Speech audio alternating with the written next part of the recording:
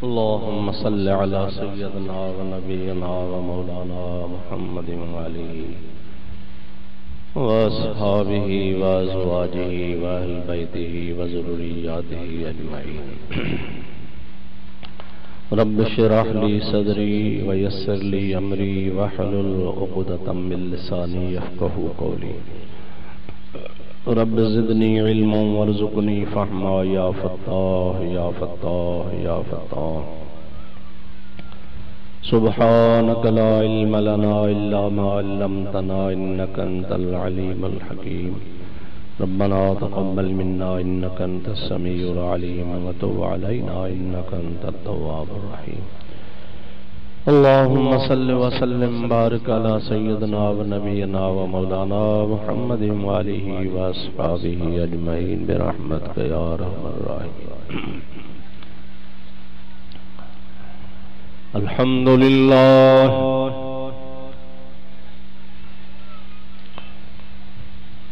अल्हम्दुलिल्लाह नहमदुहु व नस्तईनुहु व नस्तगफिरुहु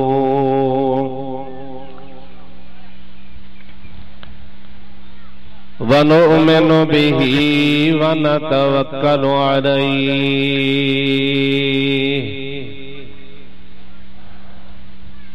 व नऊज़ु बिल्लाहि मिन शुरूरि अनफुसिना व मिन सय्यिआति अअमालिना।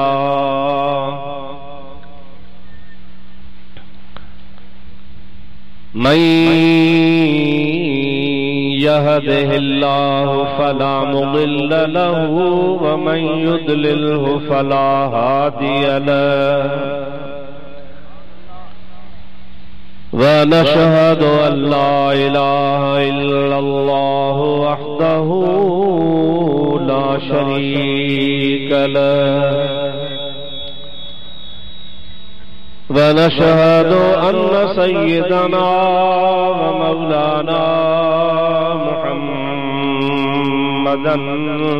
अब्दुहु व रसूलुहु।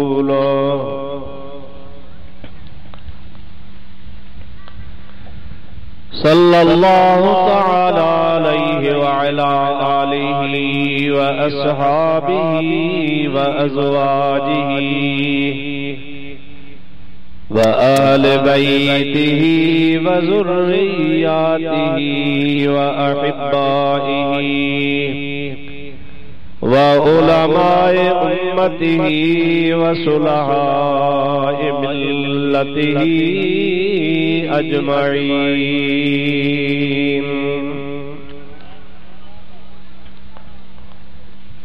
अम्मा बादो फ़क़द क़ाल अल्लाहु अज़्ज़ व जल्ल फ़ी कलामिहिल क़दीम। अऊज़ु बिल्लाहि मिनश शैतानिर रजीम। बिस्मिल्लाहिर रहमानिर रहीम। लक़द कान लकुम फ़ी रसूलिल्लाहि उस्वतुन हसनतुन लिमन कान यर्जुल्लाह वल यौमल आखिर व ज़करल्लाह कसीरा।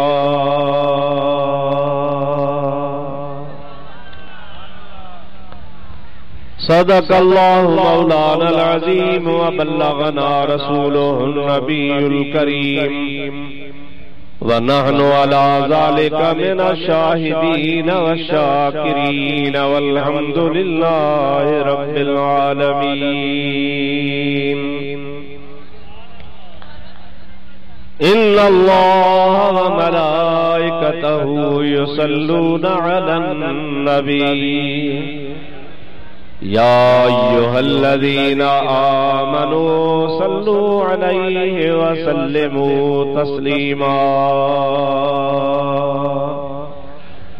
अल्लाहुम्मा सल्लि व सल्लिम बारिक अला सय्यदिना व नबियिना व मौलाना मुहम्मदिन व आलिहि व अस्हाबिहि अजमईन।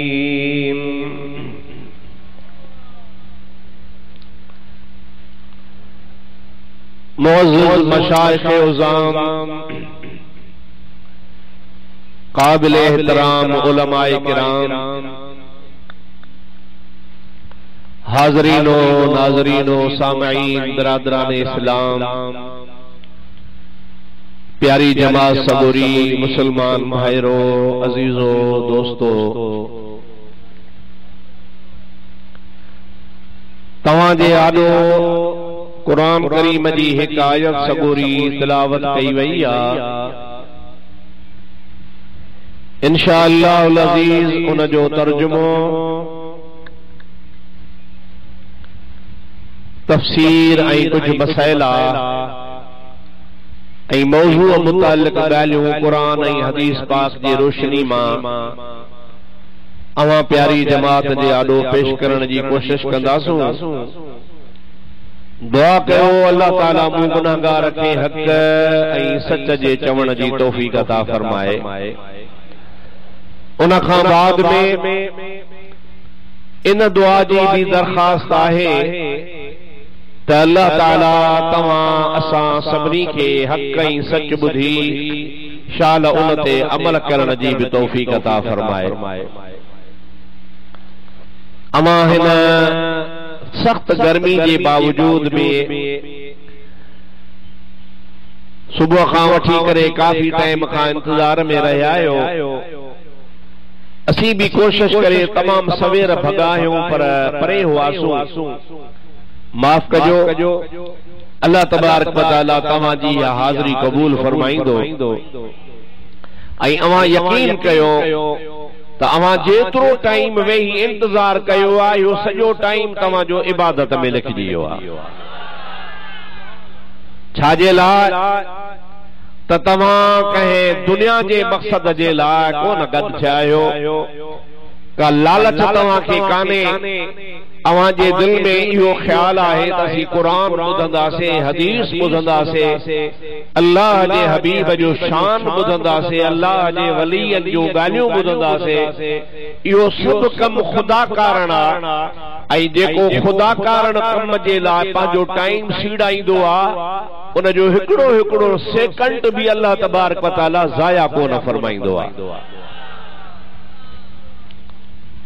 मां तव्हांजो घणो इंतजार नथो करायां, जल्दी तव्हां खे तर्जुमो ॿुधाए पंहिंजे मौज़ूअ ते अचां थो। अल्लाह पाक जल जलालू अमन वालू शल असां तव्हां सभिनि जे मथां पंहिंजो करम फरमाए। माशाअल्लाह जमात तमाम सुठी घणी गॾु थी आहे। अवां जेतिरा घणा गॾु थिया आहियो एतिरे घणे सोहणे आवाज़ में मूंसां गॾिजी सोने नबी पाक ते दुरूद पढ़ो तो पोइ अॻिते ॻाल्हियूं हलायूं। सभई चओ सल्लल्लाहु अलैका या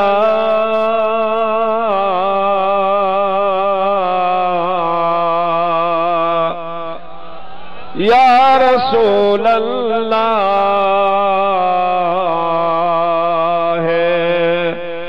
व सल्लम अलैका या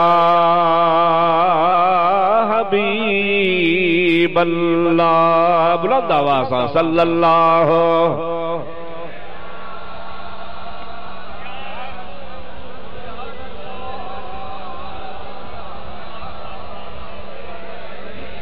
व सल्लम अलैका या हबीबल्लाह।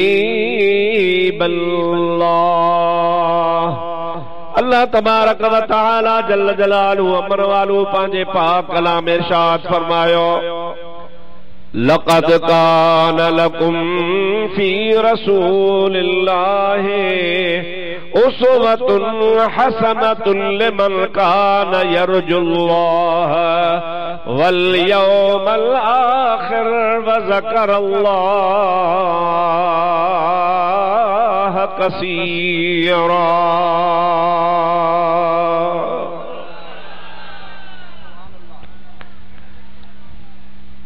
माण्हू जो ॻाल्हाइणो बंदि करायो। महिरबानी कयो, तव्हां अदब वारा आहियो, अदब वारी जमात आहियो, अदब सां बीहो।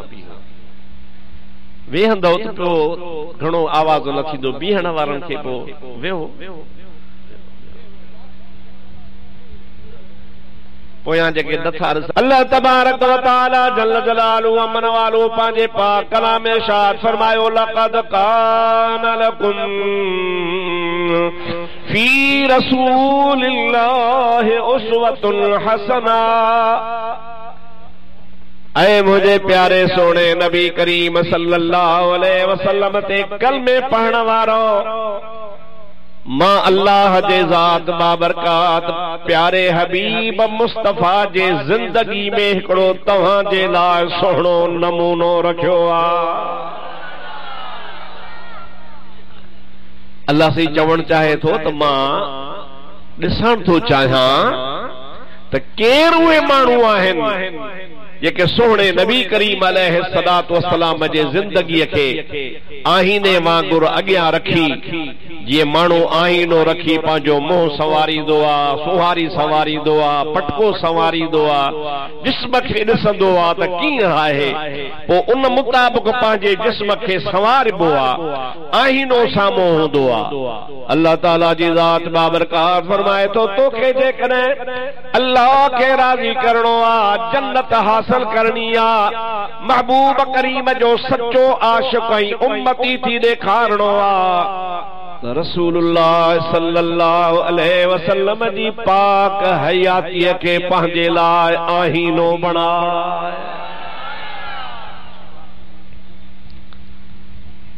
इन जे करे त मूं पंहिंजे महबूब करीम अलैहिस्सलातु वस्सलाम खे एड़ो सोहणो, एड़ो हसीन, एड़ो जमील, एड़ो बा अखलाक, एड़ो बा किरदार दुनिया में बनाए मोकलियो आ जो न मुस्तफा खां अॻ में एड़ो मिसाल मिलंदो, न मुस्तफा खां बाद में मिसाल मिलंदो। अल्लाह जा प्यारा नबी हजरत आदम अलैहिस्सलाम खां वठी करे सोने नबी करीम ताईं 6000 साल खां ईंदा रहा। अल्लाह दा पंहिंजा प्यारा दोस्त 1,24,000 कमो बेश अंबिया अलैहिस्सलाम आया। ही फकीर तव्हां खे या ॻाल्हि ॿुधाए को बि नबी छा ॻाल्हायो आदम खां वठी करे सोने नबी करीम सल्लल्लाहु अलैहि वसल्लम ताईं 1,24,000 नबियनि मां को बि नबी न बिंदरे कद जो हो, न सांवरे रंग जो हो, न मुजादा शक्ल जो कोझो हो। अल्लाह पाक जल जलालु अमन वालू जेके नबी मोकिलिया से हिक ॿिए खां वधीक हसीन हा। इन जे करे जो अल्लाह साईं जे तरफ़ खां नुमाइंदा थी आया हा, पोइ जेके अल्लाह जा नुमाइंदा थी अचनि उनखे ख़ुदा तबारक व तआला रूहानी ऐं मानवी तरह त हुस्नो जमाल नसीब फरमायो हो, और ज़ाहिरी तरह बि उहो हुस्नो जमाल अहिड़ो हो जो तारीख़ शाहिदा त 1,24,000 नबियनि मां को बि कोझो कोन हो।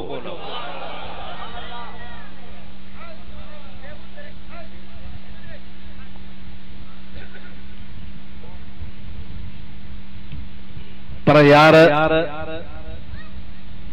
असांजे इहो अहले सुन्नत जो अक़ीदो आहे जेको तव्हां खुली ॿुधो त कंहिं बि नबी में अल्लाह तबारक व तआला ऐब कोन रखियो हो, सभु नबी बेऐब आहे। चओ तव्हां बि नबी ॾाढे अल्लाह तबारक व तआला जल जलालुहु अमनालुहु जवल मोजे सोने नबी करीम सल्लल्लाहु अलैहि वसल्लम जी ज़ात बाबरकात के दुनिया में रवानो फरमायो।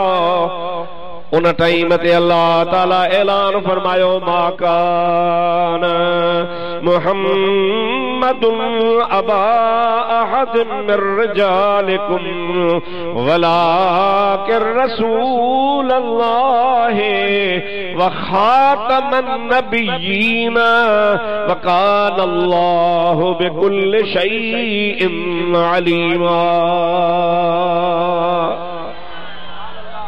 रब्बुल आलमीन जल्ल जलालहु अमन वालो फरमायो एक नबी खां पोइ ॿियो आयो, ॿिए खां पोइ टियों आयो, टे खां पोइ चौथों आयो, इएं हिक ॿिए खां पोइ नबी ईंदा रहिया, ख़ल्क़ ख़ुदा जी खे हिदायत फरमाईंदा रहिया। पर जमल मां अल्लाह पाक पंहिंजे महबूब खे मोकिलियो त ऐलान कयमि त हाणे बस मुहम्मद करीम खां पोइ ॿियो नबी ईंदो ई कोन। यो मुझो आखिरी नबी आ, इन जे मथा नबूवत जो मामलो खत्म आ। इन जे मथा मां अल्लाह तबारक व तआला नबियन जी पुजाणी करे छड़ी आ। हिकड़े नबी खां पोइ ॿिए जी ज़रूरत हुई, टे जी ज़रूरत हुई, चौथे जी ज़रूरत हुई, पोइ ज़रूरत पवंदी आ त उहा ज़रूरत पूरी कबी आ। पर मदीने वारे साईं जे अचण खां पोइ का ज़रूरत रही कान का।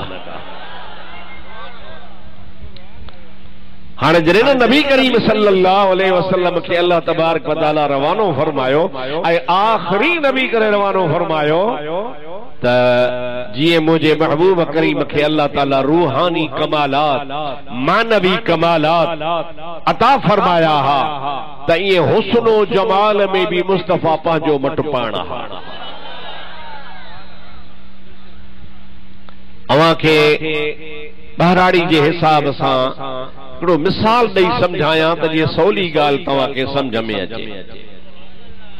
अवां पंहिंजो शॉपिंग सेंटर दुकान ठाराईंदा आहियो, बंगला ठाराईंदा आहियो, घर ठाराईंदा आहियो, उताकू ठाराईंदा आहियो, मस्जिद ऐं मदरसो ठाराईंदा आहियो। सियाणे माण्हू जो कमु आहे त जेका बि इमारत ठाहिजे सा नक्शे सां ठाहिजे, रिथे ठाहिजे, अॻ में नक्शो हुजे, कीअं ठाहिजे, सूरत कहिड़ी हुजे, शकिल कहिड़ी हुजे, वेकर केतिरी हुजे, ड्रेग केतिरी हुजे। पोइ तव्हां वरी जेके शौक़ीन मुड़स हूंदा आहियो, लाड़काणे वेंदा हो, हैदराबाद वेंदा हो, इंजीनियरनि खे पैसा ॾेई नक्शो ठाराईंदा हो त यार बंगले जो नक्शो ठाहे ॾे, अहिड़ो भलो ठाहे ॾे, तोखे 10,000 ॾींदुसि, 20,000 ॾींदुसि, पर भलो बंगलो हुजे ठाहियां त ॾिसां पियो ख़ुशि पियो थियां। हू पंहिंजो वस कंदो आहे, उहो इंजीनियर तव्हांखे नक्शो ठाहे ॾींदो आहे, पोइ उन ते अची तव्हां पंहिंजो बंगलो, घर, ओताक, मस्जिद वग़ैरह ठाहींदा आहियो। जब ठही तयार थींदी आहे पोइ चवंदो अड़े भरिसां हीअ शइ रहिजी वई, यार हीअ हुजे हा, हीअ न थी, हीअ बि हुजे हा। हुन वीचारे पंहिंजे वसां भलो ई ठाहियो, पर आख़िर इंसान आहे, हुन खां काथे न काथे का चुक रहिजी वेंदी। ओ नक्शो मुंहिंजा दोस्तो भली भलो हुजे, सुहिणो हुजे, कीमती हुजे, इंजीनियर ठाहियो हुजे, पर ज़रूर हुन में का कमी रहिजी वेंदी आहे। कुर्बान वञा आमना जे लाल तां, अल्लाह पाक जल्ल जलालहु अमन वालो मुस्तफ़ा जो अहिड़ो नक्शो बनायो जो मुस्तफ़ा जे हुस्न जमाल में का कमी आहे ई कान का।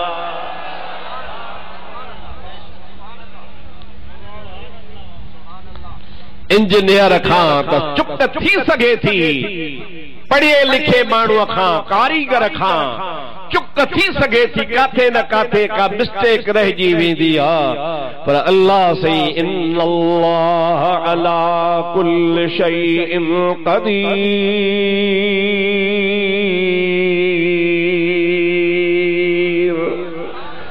रब्बुल आलमीन जल्ल जलालहु अमन वालो फरमाईंदो आ, मां कुल शइ ते कुदरत रखण वारो आहियां। अल्लाह ताला ॿिए हंधि फरमाए थो, लक़द ख़लक़नल इंसान फी अहसन तक़वीम।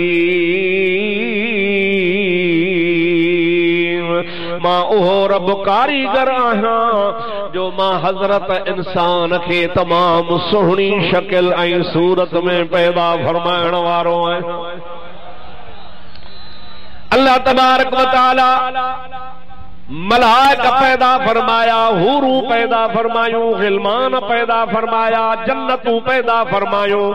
दुनिया जा खूबसूरत पक्षी जानवर पैदा फरमाया, दरख्त बाग पैदा फरमाया, ये कुदरत सा पैदा कंदो वयो। कुदरत जा नजारा हिक बे खां वधीक, पर अल्लाह ताला खामोश रहो। पर जमल अल्लाह सही हजरत इंसान के पैदा फरमायो, पाण तो चवे फतबारकल्लाहु अहसनुल खालिकीन। केडो मां अल्लाह तबारक व तआला बरकत वारो आया, केड़ो न सोहणो इंसान उठायो थम। सुभान अल्लाह तो चओ, डाडे सुभान अल्लाह चओ। रब्बुल आलमीन जल्ल जलालुहु व मनवालुहु जेका भी खुदा जी 18,000 मखलूका, उन 18,000 मखलूक में इंसान के सभनी का वधीक सोहणो पैदा फरमायई। पर उन इंसानन में हसीनन जो सरदार आमना जे लाल के पैदा फरमायई। मुस्तफा जे हर अदा के दिस, महबूब करीम जे हर उज़्वे के दिस, महबूब करीम जे अखलाक के दिस, महबूब करीम जे किरदार के दिस, हबीब करीम जे इल्म के दिस, अल्लाह जे महबूब जे सखा के दिस। जंहिं पासे तू नजर कंदे त मुंहिंजा दोस्त तोखे मुस्तफा यगानो नजर ईंदो। सभई चओ सल्लल्लाहु अलैहि।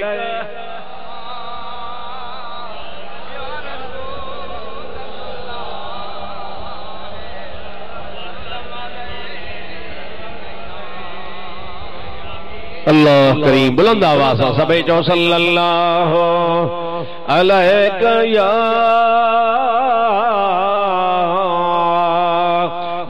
रसूल अल्लाह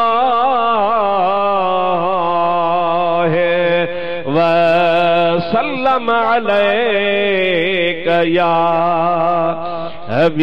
हबीब अल्लाह। मां कल वेठोस पांजे मदरसे में एकड़ो मसइलो वेठे गोलियुम, बुखारी शरीफ खोलियुम, ओचतो हिकड़ी हदीस मुझे नजर ते पई। हजरत तलहो नबी पाक जो सहाबी आ, तलहो हुन जो नालो आ।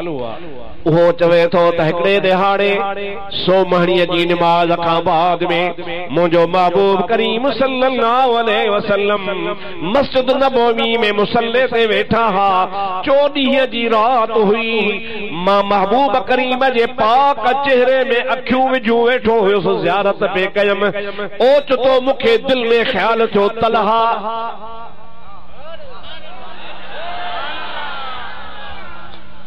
ओचतो ख्याल थो त तलहा अज चंड भी पंहिंजे औज ते आ, अज चंड भी 14 जो आ। इन चंड के भी निहार हेडो अम्मा आशा सिद्दीका जे चंड के भी निहार। सुभान अल्लाह, जोर सां सुभान अल्लाह। खबर नथी पे ठरो था अलाए बरो था पिया। मुझे महबूब पाक जो सहाबी हजरत तलहो फरमाए थो, मां चंड दे निहारिया, वरी मुस्तफा दे निहारिया, वरी चंड दे निहारिया, वरी मुस्तफा दे निहारिया।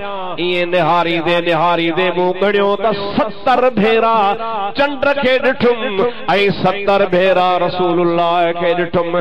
पर आखिर फैसलो कयुम त मुंहिंजो मोहम्मद करीम चंड खां भी वधीक सुहिणो आ।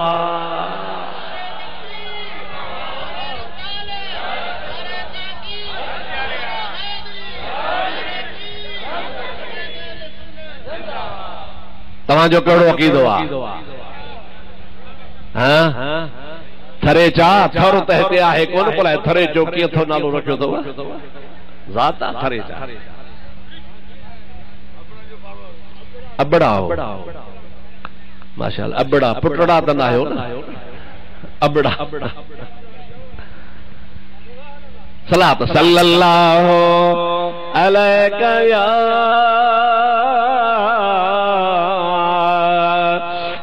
रसूल अल्लाह व सल्लम अलैका या हबीब अल्लाह। सुभान अल्लाह। हिकड़े शख्स मौला अली मुश्किल कुशा शेर खुदा असां अहले सुन्नत जे इमाम के चयो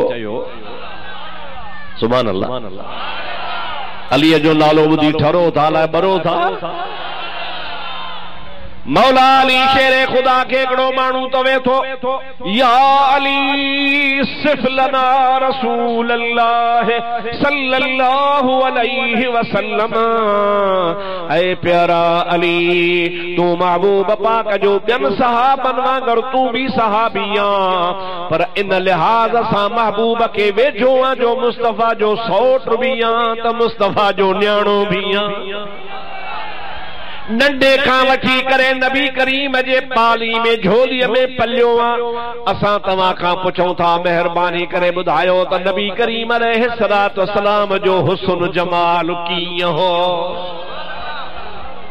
महबूबन करीमन जे हुस्न ऐं महबूब करीम जे जमाल ऐं सोने नबी करीम जे सूह जे बारे में असां खे ॿुधाए महबूब करीम जो हुस्न कहिड़ो। सोने शेर खुदा रज़ी अल्लाह ताला अन्हु फरमायो इनके छा ॿुधायां। महबूब जे हथन जे बारे में ॿुधायां, महबूब जे अखिन जे बारे में ॿुधायां, महबूब करीम जे दंदन जे बारे में ॿुधायां, महबूब जे कपड़न जे बारे में ॿुधायां, हबीब करीम जे गुफ्तगू जे बारे में ॿुधायां। हुस्न त महबूब जो बेशुमार छा छा ॿुधायां। अली सोचे सोचे चवे थो अदा ही त समुंड समुंड पर इन समुंड के मां हिकड़े करे में बंद करे तोखे ॿुधायां थो त महबूब करीम जो हुस्न एतिरो हो जो ओचितो जंहिंजी नज़र पवंदी ही क अन शम्स तालिअतुन। ओचितो ॾिसण वारे ईअं महसूस थींदो हो त को साम्हूं इंसान का शख्सियत नाहे, सिज उभरियो बीठो आहे। महबूब करीम अलैहिस्सलातु वस्सलाम जी ज़ात बाबरकात जो उहो मक़ाम आहे। सिज पंहिंजी जगह ते रोशन आहे पर महबूब जी कुंवार अम्मा आशा फरमाए थी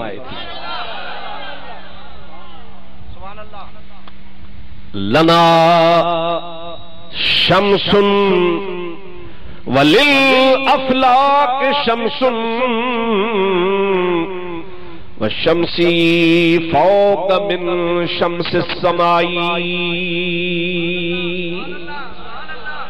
अम्मा आशा सिद्दीका रज़ी अल्लाह ताला अन्हु फरमाए थी हिकिड़ो सिज आसमान में आ, ॿियो सिज मुंहिंजे घर में। लना शम्सुन वलिल अफलाक शम्सुन व शम्सी फौक मिन शम्सिस समाई।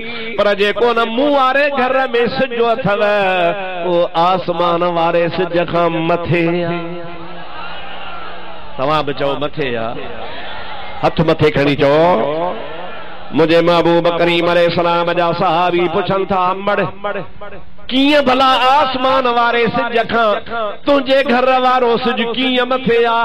चवे थी लिअन शम्स शम्सुन नास ततलौ बाद फजरन व शम्सी तालिउन बादल इशाई। जेको आसमान वारो सिज आ ओ ॾींहं जो रोशनी कंदो आ, रात जो हूंदो आ। मुंहिंजो महबूब मोहम्मद अहिड़ो सिज आ जो रात जो भी मुस्तफा वारो सिज रोशन हूंदो आ। कहिड़ो न दलील ॾिनई, कहिड़ो न सबूत ॾिनई त वाकई ॾिसो हिन जमल सिज लहंदो बांग सांझीअ जी ईंदी त ऊंदा ई थी वेंदी, तारा टिम टिम करे पिया टिमकंदा, सिज अलाए काॾे गायब थी वेंदो, ऊंदा ही करे ॾींदो। लेकिन नबी पाक सल्लल्लाहु अलैहि वसल्लम जी ज़ात बाबरकात जो कमाल हो हुस्न ऐं जमाल जो मुंहिंजे महबूब करीम अलैहिस्सलातु वस्सलाम जो हुस्न जमाल ॾींहं जो तो रोशन रात जो भी रोशन।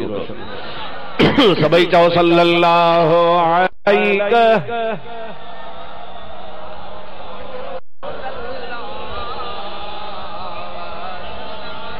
सल्लम अलैका या हबीब अल्लाह। बुलंद आवाज़ से सल्लल्लाहु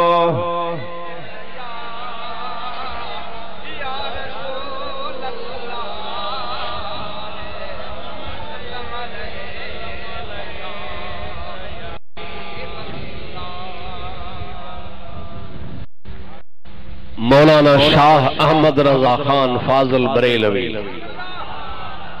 वॾो आशिक़े रसूल आहे, उन जो रूह भी तड़पी उठियो। फरमाए तो सूरज भी था किस औज पर और के निकला था कमर।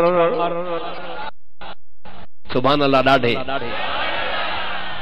सूरज किस औज पर और बढ़ के निकला था कमर। उर्दू सौलिया चेतो तो सिज बे पंहिंजे औज हो, औज ते ओजी मल टाक मंझ ते बीठो आहे, सॼो जहान रोशन करे बीठो आहे। सूरज भी था किस औज पर और बढ़ के निकला था कमर। जमल सिज लथो त वरी हेॾो चंड हुयो, उन बि चयो मां घटि न आहियां। सिज चयो त मां सिज आहियां, रोशन जो जहान कयो बीठो आहियां। चंड चयो त मां बि चंड आहियां, सारो जहान रोशन कयो बीठो आहियां।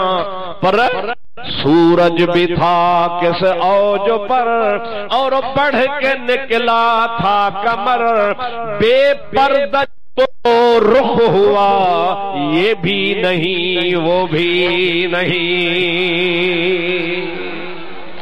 पर जमलन वरी आमना जे लाल पंहिंजे मुंह मुबारक तां पर्दो हटायो, रसूलुल्लाह जे ज़ात बाबरकात ज़ियारत कराई ऐं महबूब पाक जो चेहरो पाक कपड़े खां ई ज़ाहिर थियो त चंड बि लॼी थी पियो, सिज बि लॼी थी पियो। चंड चयो त मां बि कुझु कोन आहियां, सिज चयो त मां बि कुझु कोन आहियां। सभई जो सुभान अल्लाह। ओ मुंहिंजा दोस्त सुभान अल्लाह। अल्लाह जे वलियम, अल्लाह जे बानम, अल्लाह पाक जे प्यारम जन मुझे महबूब करीम जी ज़ात के सुञातो। भिटाई साहब चवंदो आहे अंधन अंधूकार सजन लधो सोझरो प्यादा वञी पार प्या सब्रिया की न सवार पो महबत साणो में हारो लधाऊं लतीफ चवे। अंधन के खबर काने का ए किस्मत वारन जी गाला स्वार हुआ उहे रहजी वया, स्वारन वारा पहुंची कोन सघिया। इश्क ई मोहब्बत वारा बिलाल जेड़ा प्यादल हासे पहुंची वया, सुहेब रूमी जेड़ा प्यादल हासे पहुंची वया। अबू जहल मक्के में रहजी वयो, थरे चन वारा तव्हां के मुहम्मद वणी। अवां हितां हज़ारे मैल परे वेठा आहियो, अवां न मक्को ॾिठो आहे न मदीनो ॾिठो आहे, न तव्हां खे अरबी ॿोली ईंदी आहे, न तव्हां जो हसब नसब अरबन सां आहे। सिंध जा माण्हू आहियो, मिस्कीन ग़रीब आहियो, समाट हो बरोच हो के आहियो, हिते जा आहियो, पर मुंहिंजा दा तव्हां जो भाग खुलियो त तव्हां खे बि ख़ुदा मदीने वारे जो इश्क मोहब्बत अता फरमाए छॾे। अबू जहल रहिजी वियो, उतबो रहिजी वियो, शेबो रहिजी वियो, वलीद रहिजी वियो, वॾा वॾा रहिजी विया। माण्हू चवंदासीं मां मक्के में जाओ हा। हिकिड़े वहाबी मूंखे ख़त लिखियो त मुफ्ती मां मक्के में जाओ हुउसि, तूं जाऊं अठरी मीरवाह में। मुंहिंजे ॻोठ जो तालके जो नालो अठरी मीरवाह, तूं जाओ अठरी मीरवाह में, मां मक्के में जाओ हुउसि। चयोमांसि छा थी पियो, मक्के में त अबू जहल बि जाओ हो। मक्के में जमण कम जो कोन्हे, जंहिंजे दिल में मक्के वारे जी मोहब्बत न आहे उनखे मक्को को फ़ाइदो कोन ॾींदो। जेकॾहिं तूं मक्के में जाओ हा त का वॾी ॻाल्हि कान्हे। वलीद बि मक्के में जाओ हो, उतबो बि मक्के में जाओ हो, शेबो बि मक्के में जाओ हो। मक्के में जमण को बरकत थोड़ी आहे। मुंहिंजा दोस्त अज़ीज़ भली जंग में हुज पर तुंहिंजे दिल मदीनो हुजे। सभई चओ सल्लल्लाहु अलैका या रसूल अल्लाह व सल्लम अलैका या हबीब अल्लाह। हजरत अब्दुर्रहीम गिरोहड़ी रहमतुल्लाह ताला अलैह कौम जो मंगरियो केरो बाज़ात जो ॾाढे चो मंगरियो मुरीद हो सुल्तानुल औलिया लवारी शरीफ वारे ख्वाजा मोहम्मद ज़मान जो जमल अल्लाह जे वली जे वर चढ़ियो मौलाना जलालुद्दीन रूमी पंहिंजे मसनवी में लिखियो आ त दरियाह जे कप ते बीठो हुस उनी दरियाह जे कप ते मूं ॾिठो त हिकिड़ो तमामु वॾो को काठी जो को बरो बरो जंहिंखे बुंड चओ काठी चओ उहा उनी वाह लुड़ंदी पई वञे पर गोता खाईंदी कमल उबती कमल सुबती कमल हेठि कमल मथे वरी उन्हीअ जे भर मां ॿेड़ी अची लॻी उनी ॿेड़ीअ ते 50 माण्हू आ उहे माण्हू तारियूं पई वञे मौलाना जलालुद्दीन रूमी रहमतुल्लाह अलैह फरमाए थो उन बुंड उन काठीअ ॿेड़ीअ सां ॻाल्हायो अदी तूं बि काठ मां बि काठ आहियां मां त पाण बि नथो संभाले सघां गोता खाईंदो थो वञा पर तूं काठ अहिड़ो आ जो तूं पाण त तरे थी पर ॿियनि खे बि तारियो थी वञी सबबु कहिड़ो आ ॿेड़ी चयो अबा थोरो सबबु आहे चई कहिड़ो के तोखे कारीगर जो हथ न लॻो के कारीगर जो हथ लॻो आहे जंहिंमहिल कारीगर मूंखे हथ लॻायो आहे त उन कारीगर जे हथ लॻण खां पोइ मां पाण त तरां थी पर जेको मुंहुं में स्वार आहे तंहिंखे बि तारियो थी वञा पई त जंहिंखे न कारीगर जो हथ लॻे ख़ुदा करे को कारीगर साईं मशहूरनि वारे जहिड़ो हुजे खुदा करे को कारीगर सोने साईं बाकराननि वारे हाफ़िज़ इमाम मुशर रहमतुल्लाह अलैह जहिड़ो हुजे खुदा करे को कारीगर हज़रत रोज़े धणी रहमतुल्लाह अलैह जहिड़ो हुजे खुदा करे को कारीगर मुंहिंजा दोस्तो ख्वाजा मोहम्मद ज़मान लवारी शरीफ वारे जहिड़ो हुजे इन अल्लाह वारनि जी सोबत में जेको आयो उहे पाण त तरिया पर ॿियनि खे बि तारे छॾे हजरत गिरोड़ी साहब रहमतुल्लाह अलैह मुझा दोस्तों अजीजो वो मुझे हबीब पाक लाए फरमाए तो हकीकत हबीब जी अजब जहड़ी आहे थकरी पियाओ दाढ़ी न रखे साल थिया शीदी अलदो आहीनो शीदी समझो था शीदी अब ॻाल्हायो शीदी आहीनो ॾिठो ॾिठो नहीं सॼी उमिरि ओचितो किथां ॾिठई ॾिसी शक्ल नज़र आया सिपाही आईने के चई बणा कॾहिं न दिलि ठारियई कॾहिं न दिलि ठारे बणा कॾहिं त का दिलि ठारे हा हे मुंहिंजो यार पुराणो आहे पर दिलि नथो ठारे दिलि तॾहिं ठरे जॾहिं चेहरे ते रसूलुल्लाह जी सुन्नत हुजे सभई चओ सल्लल्लाहु अलैका या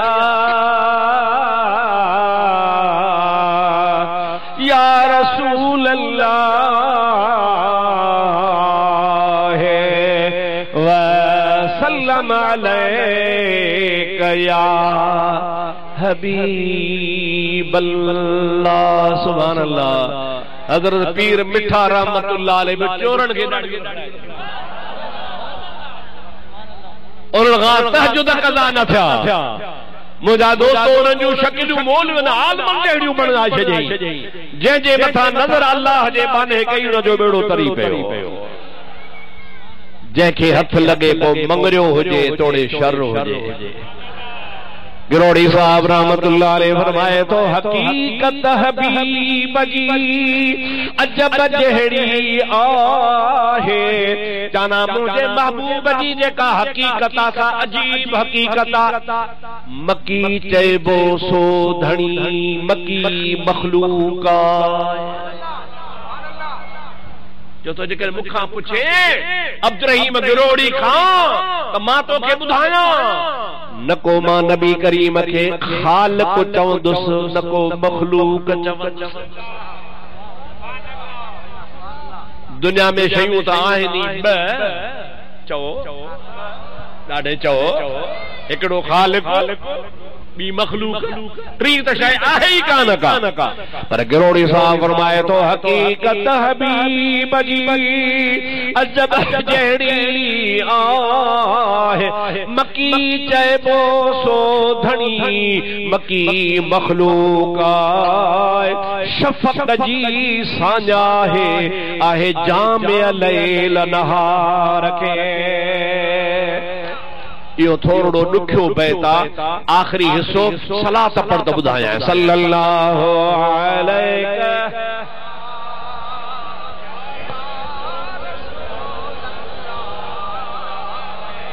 वसल्लम अलैका या हबीबल्लाह।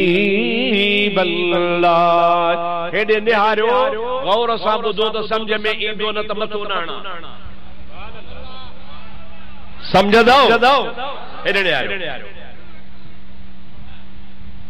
हिकिड़ो अथव ॾींहुं,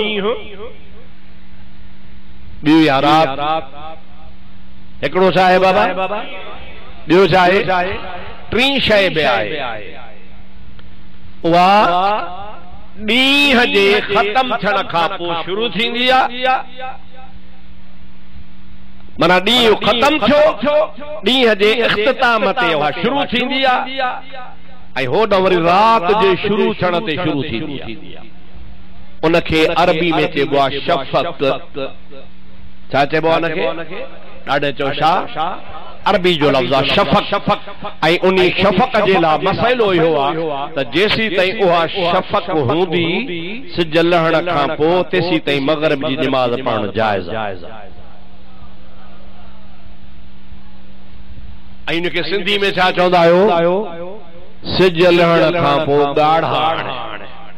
छा बाबा, ॾाढे जो छा चइबो उनखे, ॾाढे जो छा चइबो, ॻाढ़ाण। कहिड़ी जेका सिज लहण खां पोइ ऐं रात जे अचण खां अॻु में ज़ाहिर थींदी आहे, उहा कुझु टाइम अधु कलाक मुनो कलाक ताईं घटि में घटि हूंदी आहे। सिज लहण खां पोइ बि रात त थी वेंदी आहे, पर ॻाढ़ाण तव्हांखे नज़र ईंदी आहे। हाणे इन्ही खे न को ॾींहुं चइबो न को रात चइबो।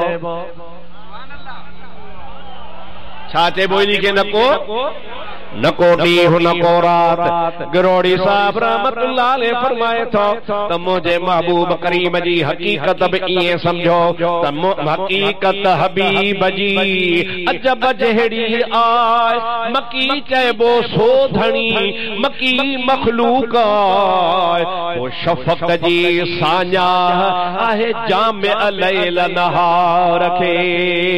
मुंहिंजा दोस्त अज़ीज़, जेकॾहिं ॾींहं जे हिस्से में शफ़क़ के शामिल कर तब सही आ, जे रात जे हिस्से में शामिल कर तब सही आ।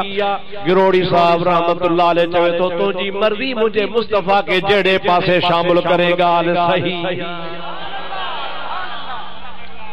मुमकिन में ये कुदरत कहां, सुभान अल्लाह, आला हज़रत ताईद तो करे। मुमकिन में ये कुदरत कहां, वाजिब में अबदियत नहीं। सुभान अल्लाह, सुभान अल्लाह, ॾाढे चओ सुभान अल्लाह। हिकिड़ो आहे अलाह, ॿी आहे मखलूक। जेको अलाह हुनखे चइबो आहे वाजिबुल वजूद। उनखे छा